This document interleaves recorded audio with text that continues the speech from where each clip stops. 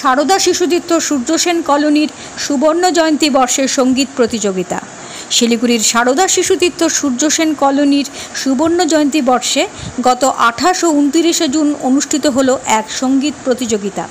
বিদ্যাভারতীর 12টি বিদ্যালয় থেকে মোট 98 জন শিক্ষার্থী তাতে অংশগ্রহণ করে।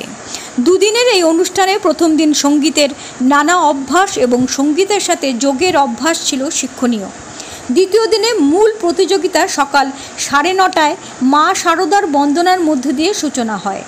সেখানে বিচারকের আসন অলঙ্কৃত করেন শিলিগুড়ি সাউডাঙ্গি রামকৃষ্ণ মিশনের স্বামী জীবনানন্দ মহারাজ ও বিশিষ্ট সঙ্গীত বিশেষজ্ঞ আশিস ব্যানার্জি, মালবিকা চক্রবর্তী, বুলবুল বসু, মনিকা সরকার সহ বিদ্যালয় পরিচালন সমিতির সদস্য ও অন্যান্য গুণী ব্যক্তিবর্গ। এর তত্ত্বাবধানে ছিলেন চিরঞ্জিত ভট্টাচার্য, তালবাদ্যে প্রকাশ চৌধুরী। বিজয়ী শিক্ষার্থীদের নগদ পুরস্কার সহ সকল শিক্ষার্থীদের প্রেরণামূলক পুরস্কার দেওয়া হয়। পুরস্কার বিতরণী অনুষ্ঠান শুরু হয় বিকাল 3টায়। মুখ্য অতিথি ছিলেন প্রধাননগর রামকৃষ্ণ বেদান্ত আশ্রমের স্বামী রাঘবানন্দ মহারাজ।